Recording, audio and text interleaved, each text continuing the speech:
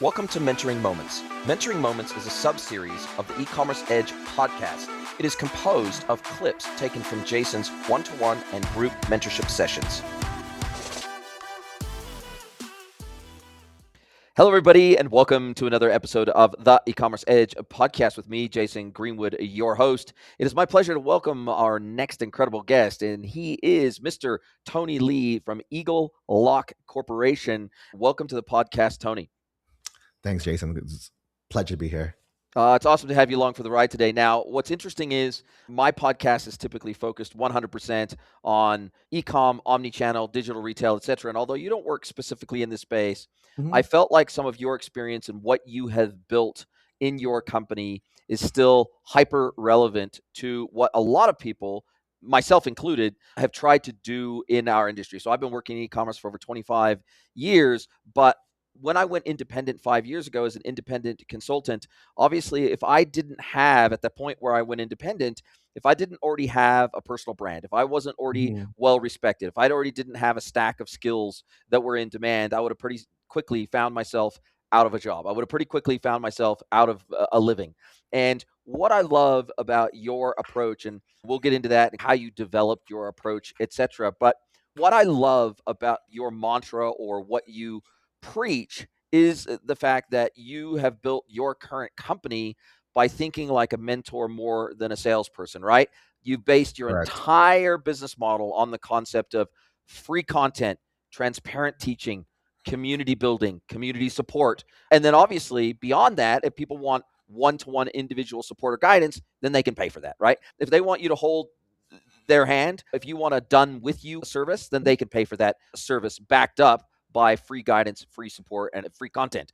Now, I also love you used a term that I thought, like when we were communicating via email, a term that I thought was really interesting, which was you think of what you do and how you build and how you position yourself in the world through the lens of how mentorship becomes an actual scalable business model. And so I really love that because there's a lot of people, and I'm just trying to set the stage here before I turn it over to you. I've seen tons and tons of consultants in our industry come and go.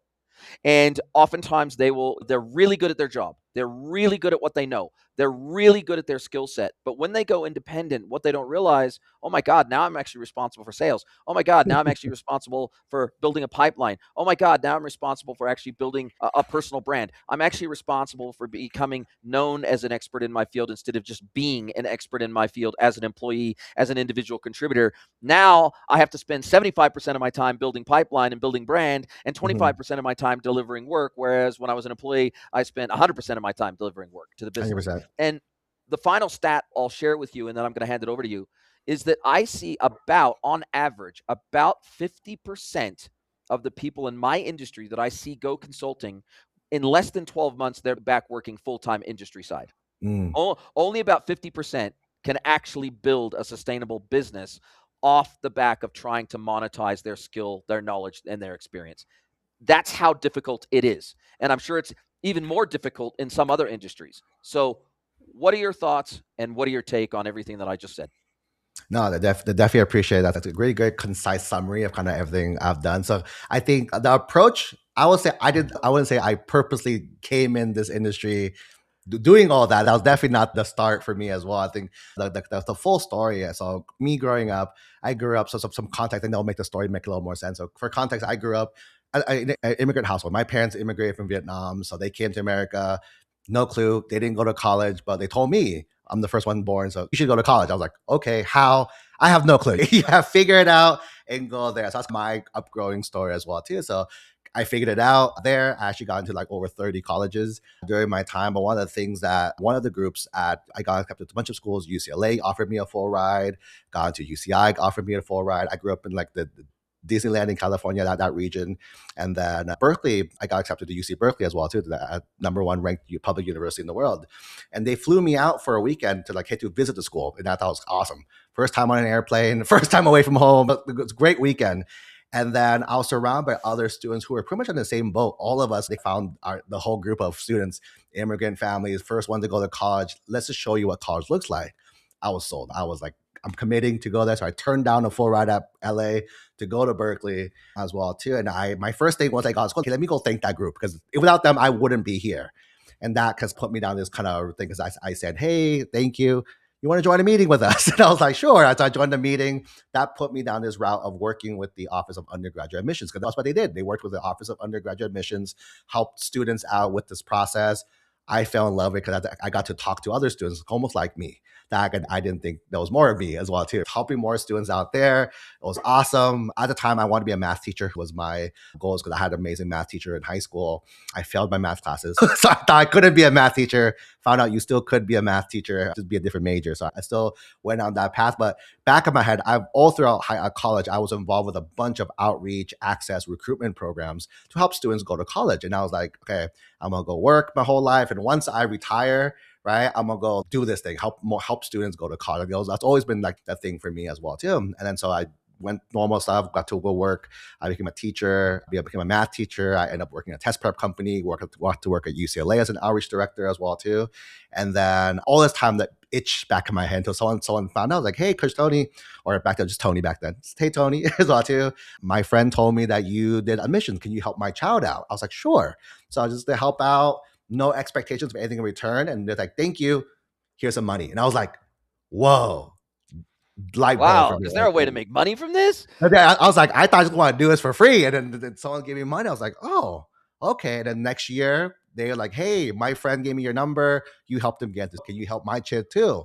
They'd help, again, no expectations or anything. And them was more money. I was like, huh, there's something here. That's when I started the balls. Like, let me try to build something on the back end as well too, is the key. And I think every year since then, we worked with like a handful, small group of families each year. So I've been doing this for a pretty long time now. And then doing so.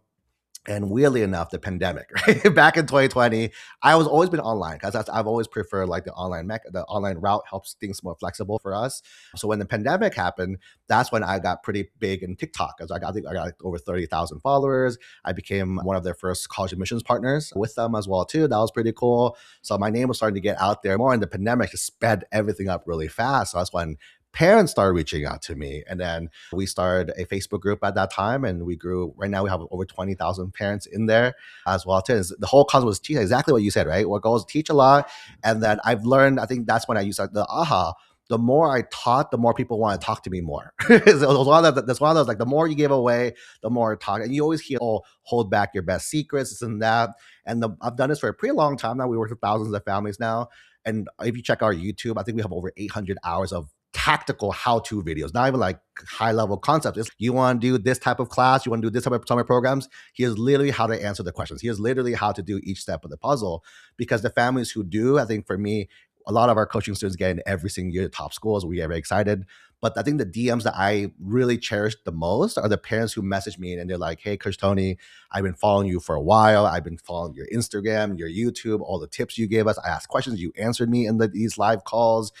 We couldn't afford your programs. Like, we couldn't afford even the base tier, but I took everything and I applied to my child, and they got into Berkeley. They got into these Ivy schools. And I think those are probably the coolest messages I ever get. That being said, most people, 99.9% of people, will not watch the videos. And if they do, they won't do the work. That's why, again, you mentioned our one-on-one programs.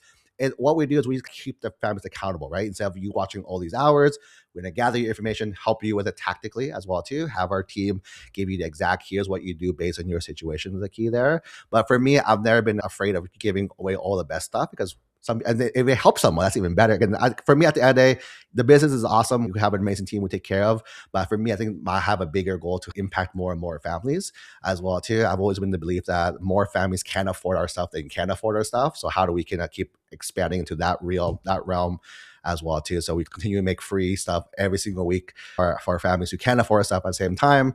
Right? Are we able to grow our team to help take care of the families who have invested their money with us, help them out there too? So that's where that kind of wasn't on purpose. Let's go this strategy. It was a fun, accidental lesson that we learned. And we're just doubling down harder into it as we continue on this upcoming year as well too.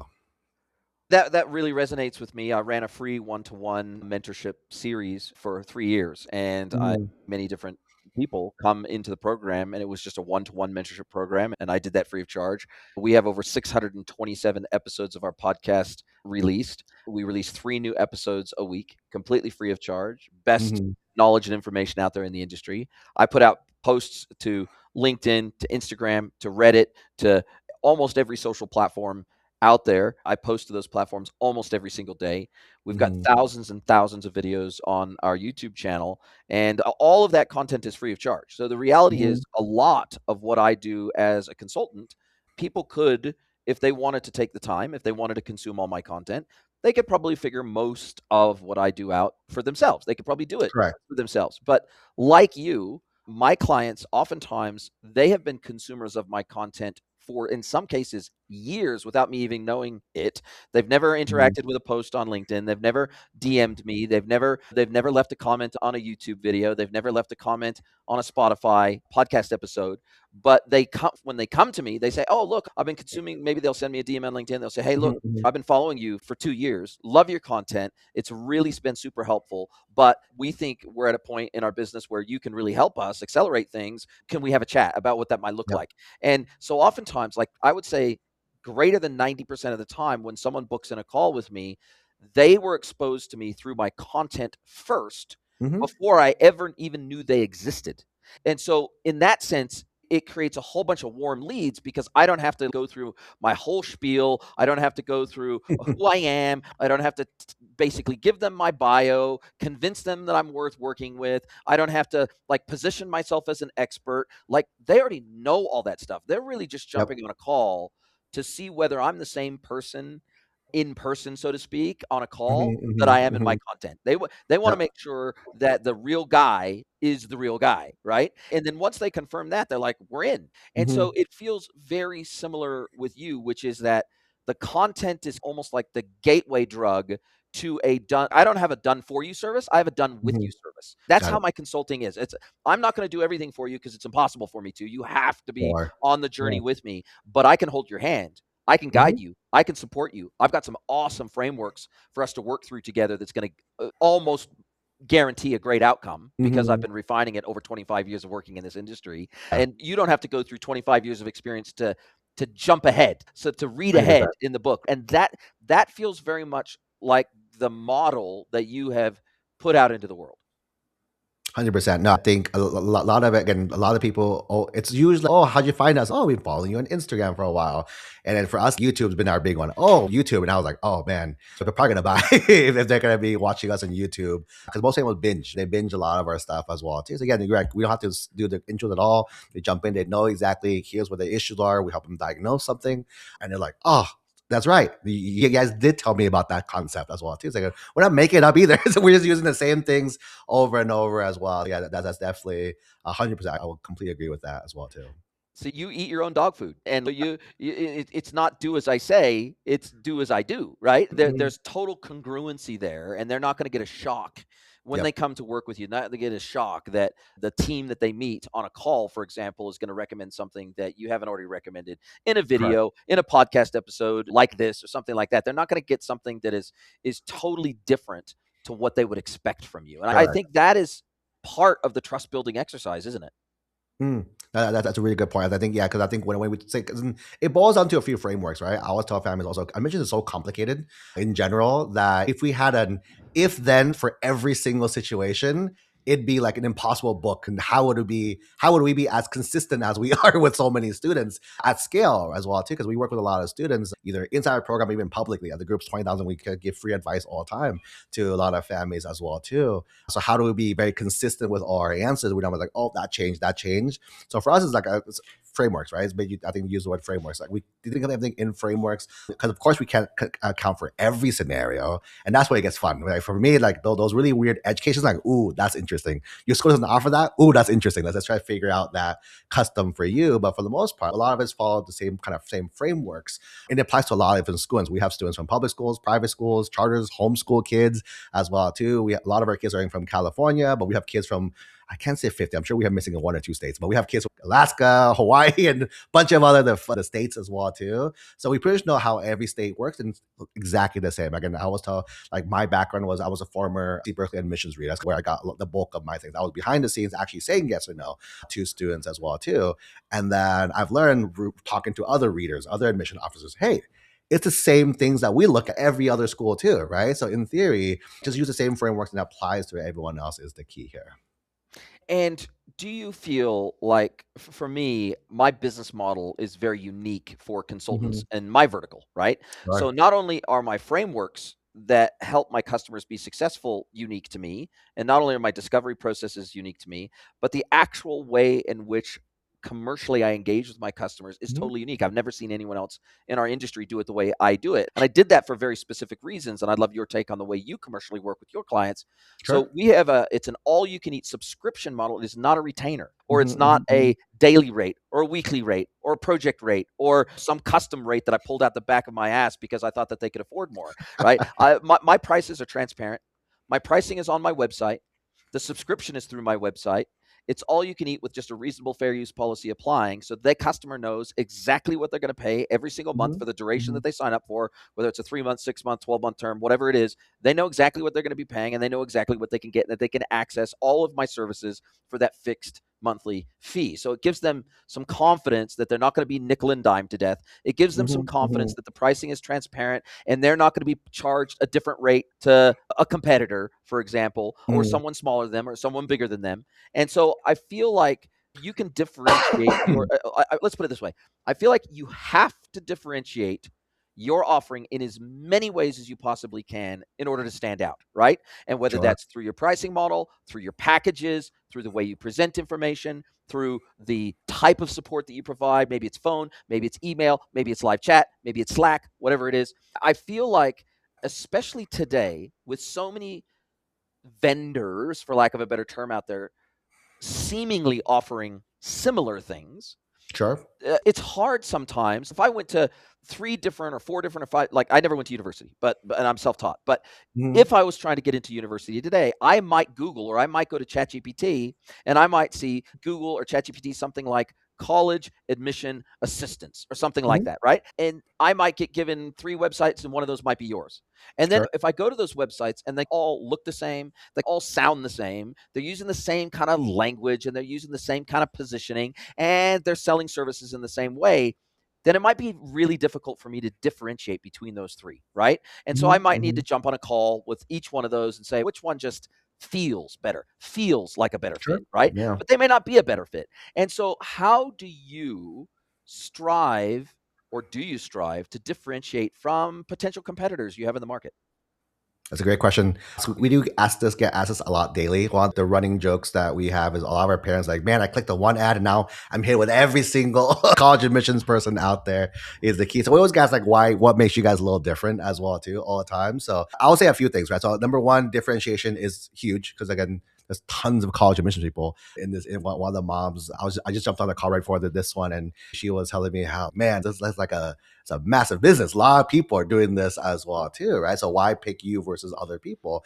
And for me, what I shared with her, I'll share with everyone here. And talk to them all, right? Figure out what makes the best fit for you. Because again, I would say our group is a little different, a little unique in a few different ways, right? To nail a few things. Number one, similar to you, we have what we call an unlimited model as well, too, per se. And how you do it, our pricing model is a little unique in the sense of most companies charge per year. So if you start, most companies, I think I'll say 11th, 12th grade is like their base price, and you start in sophomore year, you add because you're working a lot more. Starting in ninth grade, you add more because of course you work more years. From an economics, makes pure sense why you start early, you pay more. For me, I never understood that. I think that's silly. For me, it's like our kids who tend to do the very best are eighth or ninth graders or even 10th graders because they start early with us. We have more time to work with them and build their stuff because some things you can't just fix overnight, Yeah. right? It takes months or even years to build something very strong on their profile as well too. So the sooner you start, the easier it is. So why penalize parents for starting earlier is my thought process. You want to actually Right? incentivize them to start earlier We because do. So as a result, we it do what means we a call better outcome, right? exactly. So we call lifetime pricing. We call it open enrollment. So whenever you guys are ready to get started, 8th, 9th, 10th, 11th, 12th, same price. Don't charge different prices at all because our 8th grade families, you give us the luxury of time to work with you guys over a few years. Juniors, because it's less time, you're probably more behind than you should be. So Yes. we work double hard. I mentioned unlimited support. We offer like our different programs, different like the frequency of coaching calls you get, right? So some of our families want our signature programs like monthly. For most families, perfect. Some families want like weekly coaching calls as well too. But even in between those sessions, we offer daily coaching calls every single day, 2-3 hours worth of coaching calls. You can jump on, get questions answered. We have chat support available daily basis as well too. We have our own Tony AI. So you have, if a 2 a.m. question, you can and you want an immediate answer, that's great for that way as well too. So we have a limited support all the way through with everything you could think of as well too, right? So all the components you probably need. Parents right now, a lot of schools are bringing the SAT back, so we now offer SAT as part of our program. It's included. You have to pay extra for extra things. So the best analogy is the all-inclusive resort model, right? Our goal is once you guys go with us, we take care of it. Can you pay for more stuff? Sure. If you want more, I wouldn't say our test prep program is more like a crash course. So if your Yes. student is close, needs 100 points, perfect. But if your child's 300-400 points away, which is like pretty far away, crash course might not be enough. So I would say maybe outside add on like a test prep program on top of it. But for 90% of families, our program is pretty much good to take them from where they're at all the way to the very end is the key there. So I think that's one of the big unique things about us. And I think that one of the other things that our goal is also to be accessible. Again, going back to my story, right? Growing up, my parents can't afford our programs is the thing as well. So how do we make it accessible? And then if you want to compare feature by feature, right? The only programs that come close to what we offer, I would say, are like the very established companies that charge like 30, 50,000 for the program, which again makes sense. They have a lot of costs, a lot of things as well too. For us, we really be on accessibility. I want to make sure if families want the help and they can do it, let's try to make it work for them is the key. So our prices are at a fraction of what these other companies charge as well too. Like our top package doesn't even cross 20K as well too. So our goal is to stay as low as we can. We keep finding ways to make it.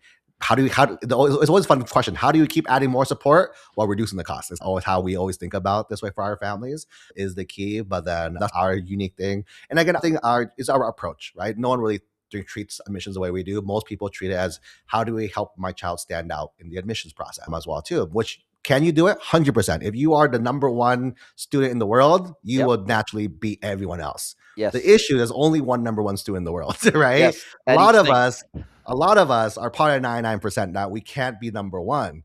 So if you try to play the game of standing out, someone's going to beat you. Like I've met a lot of students, someone's always going to beat you as well too. So our approach at admissions is how do we give the admissions readers what they're trained to look for? Is our unique angle, right? Because if I, as a Coach Tony, I used to look for A, B, and C. Why are you working on C, D, and E, like E, F, and G? No, just focus on the three things that I was trained to look for and make sure you deliver that is the key. And the unknown is the mystery. Most families just don't know that is all, right? So our goal, again, the content, the free thing going kind of full circle now. Content, let me teach you everything you need to know first, and then let me teach you how to apply it through taking you guys through the whole journey there. Yeah, it's interesting because I didn't go to university. I didn't realize that this was such a significant industry. I didn't realize it was such a big I didn't realize it was such a big deal. But when I still lived in New Zealand, because I lived in New Zealand for almost 30 years, Crimson Education is a massive, and you've probably heard of them. Sure. They've made headlines in New Zealand, and I know that from people that have gone through their program that they target themselves at the elite of the elite families. They are the elite, correct. They target that 1% or the 2% or the 5%, not only in terms of the academic capability of the kids or the sport capability of the kids or whatever, but then also they target the elite parents who can afford their services. So they're targeting elitism in two different ways through two different lenses. One is the kid elite, and are they like the near the top of the world at something? And two, are the parents elite of the elite, so they can pay through the nose for a done for you level of service that basically just hand over your documentation and we'll take it from there kind of thing. And so it's quite an interesting, it's just quite it's a different ethos, right? Like they're targeting the elite. That's their whole business model. You're saying, actually, what I'd rather do is I would rather make up for that by democratization of our information and through volume. That's because, as you point out, you pretty rapidly exhaust the 1% or the 2% or the 3%. Like you pretty rapidly exhaust that as a demographic, right? But if you target the 90%, then every year you get a fresh crop, or every couple of years you get a fresh crop of potentials, right? It feels like what you're doing is the more sustainable model to me. Awesome. I appreciate that. I think again for me, it's always going back to me trying to be selfish to myself. I always say that, but it feels like, again, how do I help a mini version of myself back in the Yes. day, right? Is the key. And we're just getting closer and closer towards that each and every year of us building and helping more families. And again, it helps out. We do get kids in to other pieces as well too. So the more kids we get in, the more success stories. So again, the number of we can going to the kind of little e-commerce thing. We're really heavy in paid ads, right? We're really heavy in paid ads in this angle. But now, as more and more of our students keep getting in, our referrals are getting crazy as well too, right? Every month, I was like, half of our new students are always, oh yeah, my friend told me you helped me get to MIT. Can you help my child as well too? Hey, you helped me get into UPenn. Can you help my child too? So it's one of those that just rapidly goes faster and faster each year as well too. So again, as we continue to grow, we'll keep letting our results speak for ourselves. I think it'll become an inflection point where, okay, referrals are gonna take over. We are good at what we're doing. We're kind of hitting this kind of unknown pocket that not many people, again, the Crimsons of the world, they're gonna be up there in that region. We're not gonna touch them. That's what we're gonna say in That's not our your target lane, market, right? It's not. right? You're not even the same target. You're not even the No, same no, no, target no. student. Correct. We have kids who want to go to Ivies too, and they still Yes. get in. So do you have to pay that much price? I don't think you have to as well too. But again, I think everyone has their own kind of view on that's. But that's kind of this is the game we play. We're very happy with that. Our families are amazing. Our students are phenomenal as well. Our team is happy. So can't really ask for more if we have all those all three of those as well too. I love it. I love it. And what would your advice be to people who are looking at going out on their own? They're looking at doing Mhm. maybe some coaching or some consulting or creating an educational program or a digital product or something like that, but they haven't yet built any kind of personal brand. And Sure. the route we've taken takes time. It doesn't happen overnight. 100%. You're not going to create a full pipeline in 3 months of creating content. It's just not going to happen. I've been Mhm. creating content at scale for a decade, and I've been building my own personal brand by speaking at conferences, appearing at events, running webinars, just like trying to be as omnipresent as I can be across my Mhm. industry, as and becoming known as someone who is helpful, who shares, who teaches, who educates, who sends the ladder back down again, and becoming known for that takes time. That's a flywheel that takes a lot of time, effort, energy, care, love. It's like a plant, right? You can't stop watering it. You can't stop feeding it. It's like Mhm. going to the gym, right? First of all, Yep. it takes a long time to start seeing results. But Yep. then to maintain the results, you got to keep doing it. And I see a lot of people in our industry who are trying to build a personal brand and they give up after 3 months, or they give up after Sure. 6 months, or they give up after 12 months, which is easy to do. Like, it's frustrating when you put out a piece of content that you might think is absolute gold and it gets 50 views or it gets 100 views or whatever it might be. And maybe it doesn't get many comments. Maybe it doesn't get much interaction. Maybe it doesn't get many shares. And so, what would your advice be to those people out there who know they need to build a personal brand, but it feels like an impossible uphill climb and they don't even know where to start?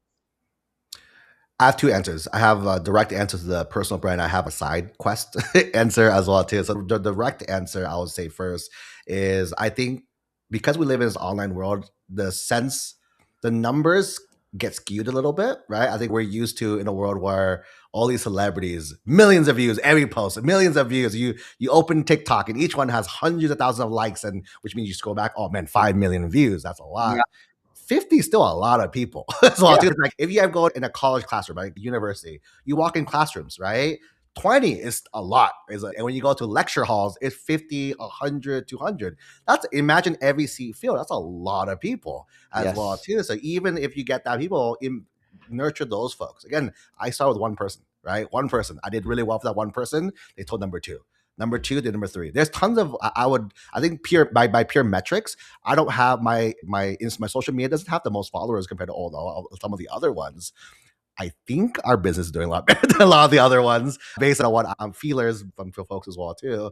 So sometimes the vanity metrics might not be a direct correlation, right? Is number one too. So I read a post there. I'd rather have if you're like a dentist, you rather have 1,000 dentists on your social media and like 1 million high school kids who don't do anything with it is the key as well. And that's TikTok, by the way. I had 30,000 followers on TikTok, but I could even sell like a $10, $20 something, and I shifted to parents. We work with parents. Boom, that was the instant shift as well too. So again, it's the constant iteration, I would say, of that to try to get better. But again, I would say give credit. 50 is a lot of people. 100 is still a lot of people, and it'll snowball. I think you mentioned it's a long term game, so it's understanding it's a long term game and make it fun for yourself. Hey, I'm gonna try to hit 100 days. I'm gonna try to hit 200 days to make it fun because I view everything as games, or else it'll be boring to me too. Is the thing is there. But on the flip side, to counter that, because and it's the I'm a big fan of the word and not or, Meaning, do I build my brand or do this? You build your brand and do something else same time. I think high school students, right? Coach Tony, do I take a hard class and get a B, or do I get a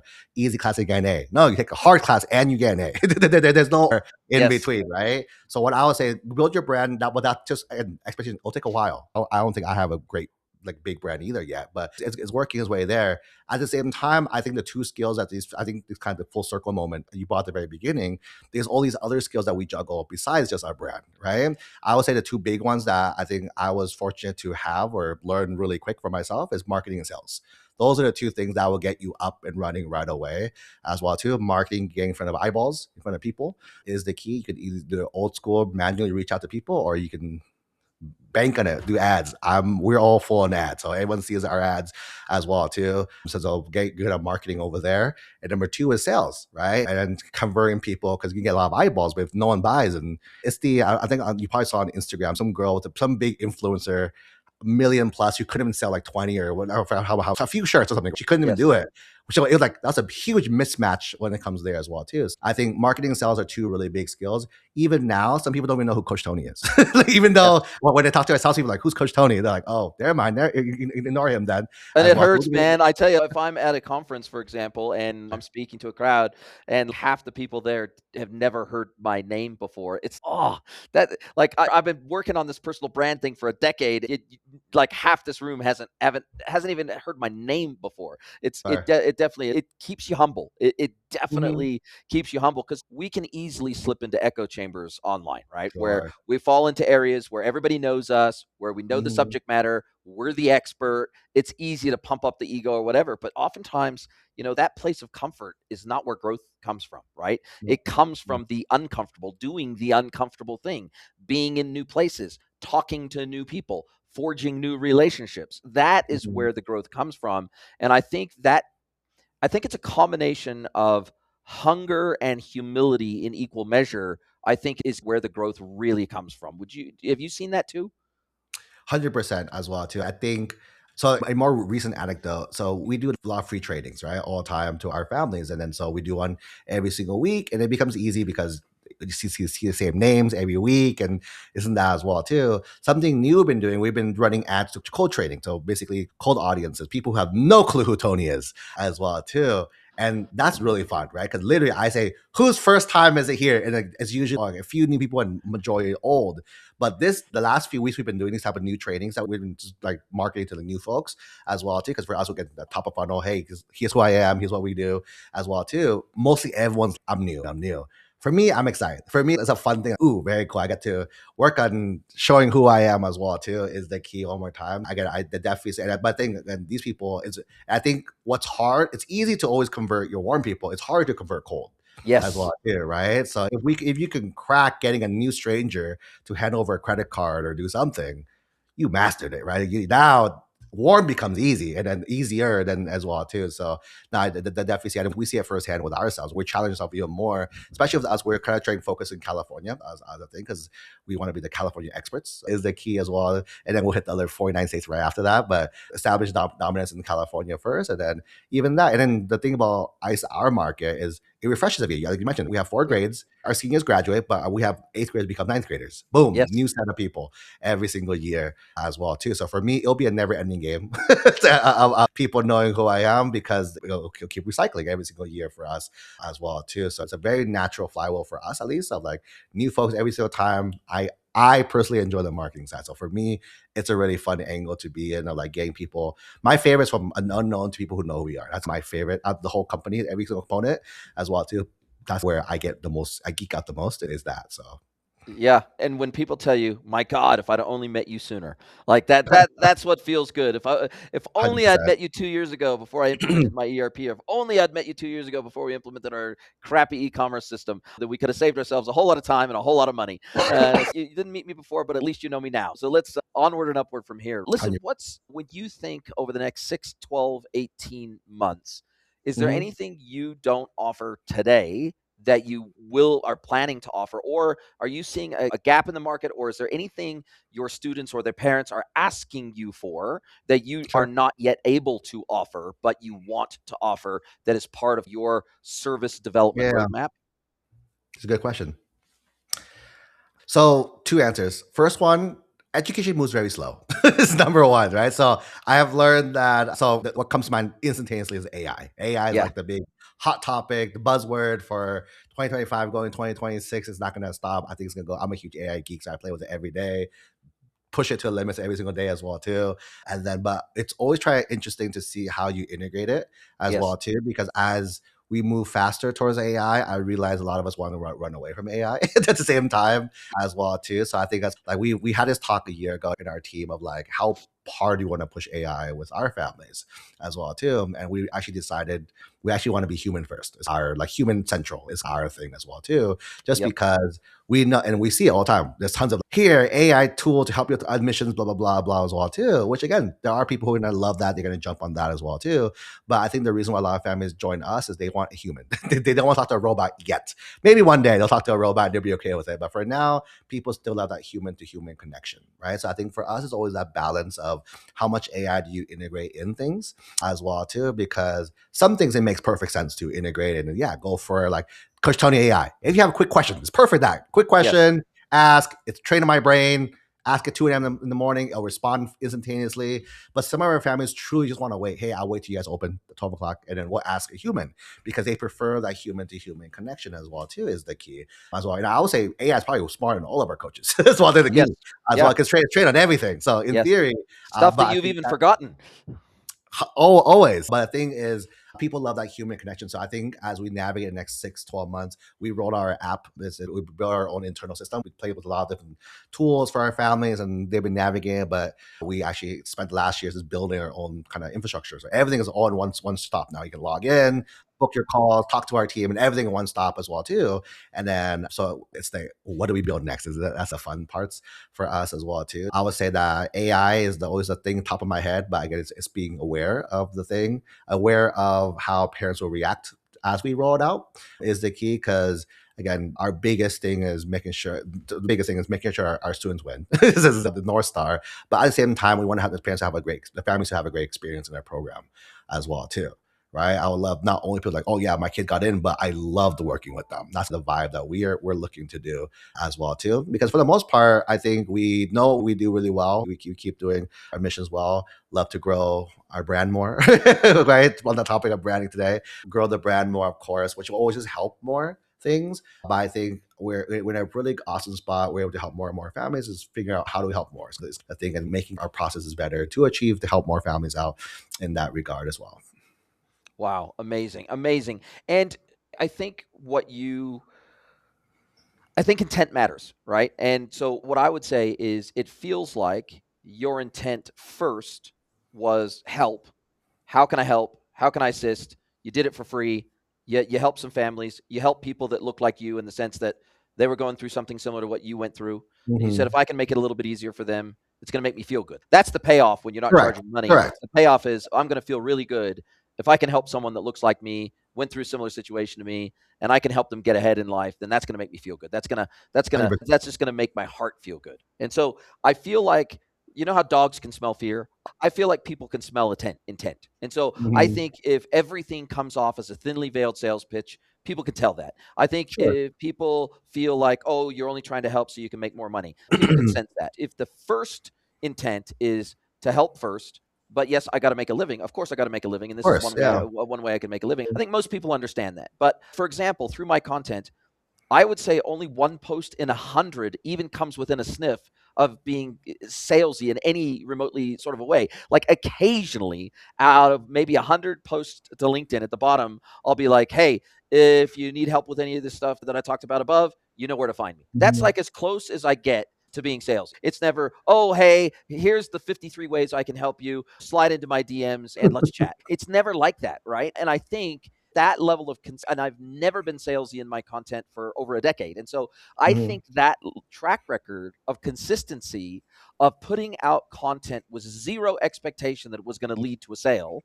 Of course, I hope it does. And of course, I hope it leads to new relationships and new partnerships and maybe new speaking opportunities. And I hope it leads to all those things. But that's not the primary goal. The primary goal is how can I help my industry get better? Because I genuinely believe a rising tide floats all boat.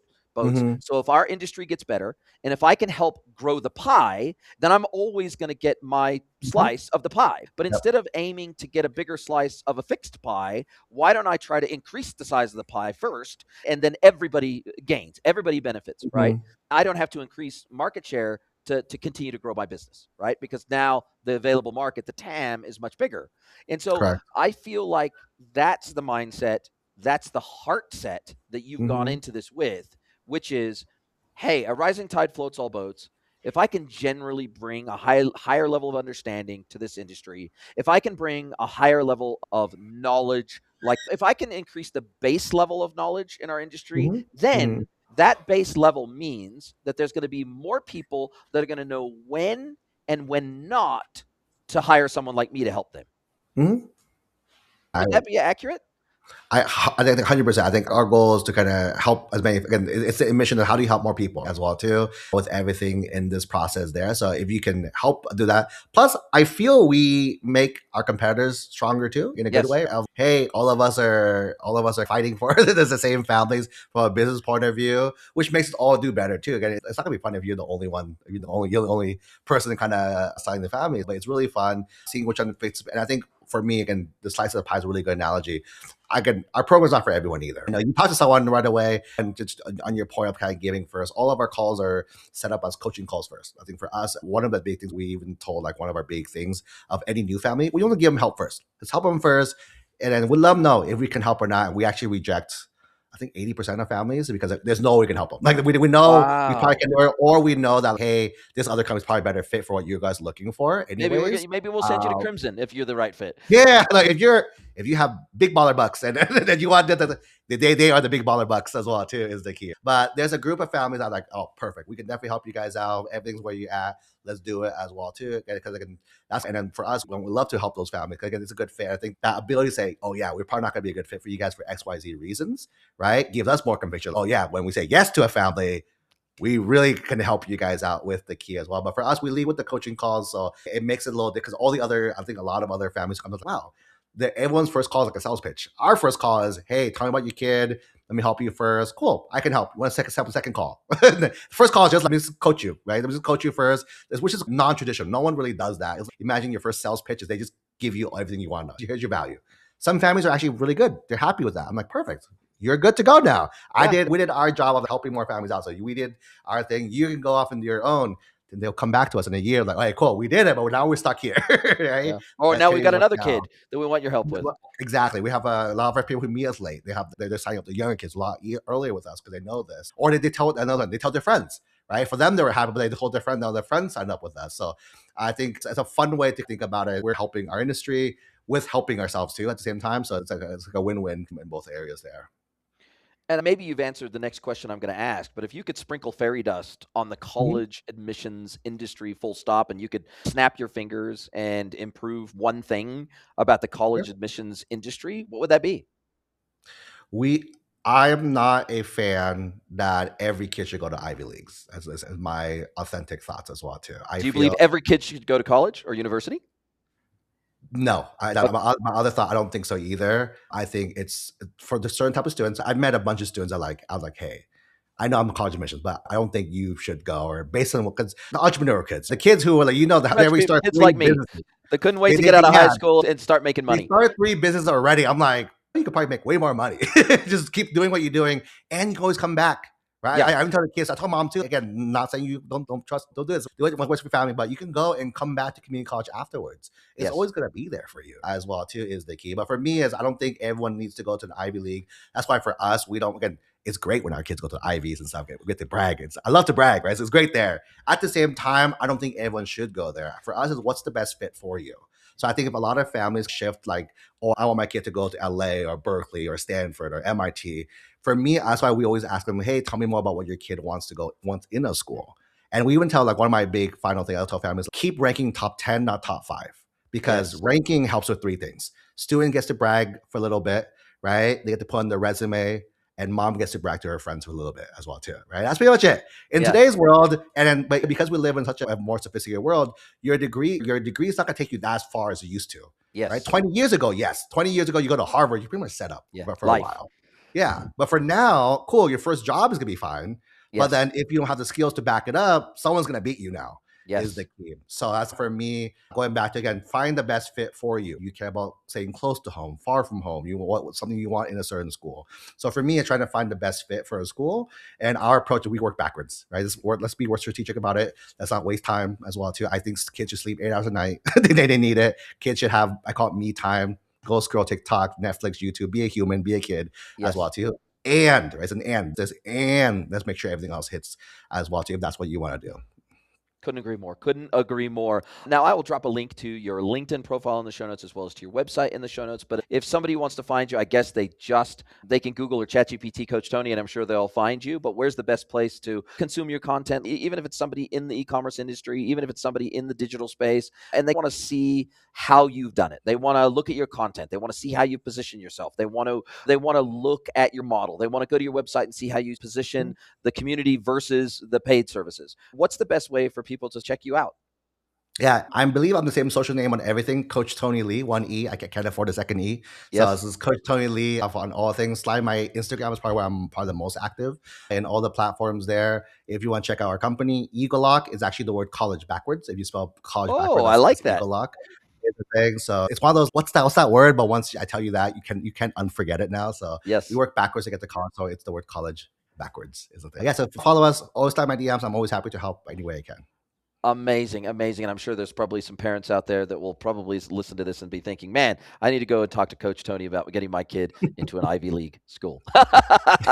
Listen, amazing conversation. I've learned a lot. It's been a lot of fun. And I think a lot of this is adaptable. I think a lot of this is relevant to people out there that are looking at starting their own thing within the e-commerce space, Mhm. whether that be a coach, whether that be a mentor, whether that be a consultant, whether that be building an agency. I think there's a lot of parallels between how you've gone to market and built your business based on care, concern, and empathy for the kids that you work with and their parents. I think there's a lot of parallels between that and how we can succeed in any form of business, to be honest. I think it's totally applicable. Now, as we do come down to the end of our time together, this is where I get to flip the script. I get to hand the microphone over to you and let you ask me one question, any question you like. It'd be personal or professional. So, Tony Lee, what is your question for me today? How do you know when you've made it? Or however you define made it. Yeah, for me, it's never been about like the money or a specific number of dollars in the bank. It's been my whole life has been an exercise in optimizing for freedom, location freedom, financial freedom, personal freedom from a country and regulatory perspective. That's one of the reasons we moved from New Zealand to Mexico was as during COVID, New Zealand was a prison for 3 years, and we wanted to get to a freer country. And so I'm Mhm. edging, and one of the ways that I've tried to optimize for freedom is to carry no debt for anything. So we paid Mm. cash for our house. We paid cash for our cars. I don't owe anybody a dollar. No one. I don't do credit cards. I only do debit cards, for example. And so for me, I have achieved that level of success, but it's never ending in the sense that the world is always changing. And so I Mhm. think that Mhm. I will continue to optimize my life for freedom first and everything else second. Freedom for me, freedom for my family, freedom for those that I care about. And so that is my measure of success is how much freedom do I have in my life and how can I get more of it? That's been my goal my whole life, and that'll probably never change. Love it. Tony, Fantastic. thank you so much for your time. I know we have a hard stop. I really appreciate your time. I cannot wait to speak to you again soon. Thank you so much.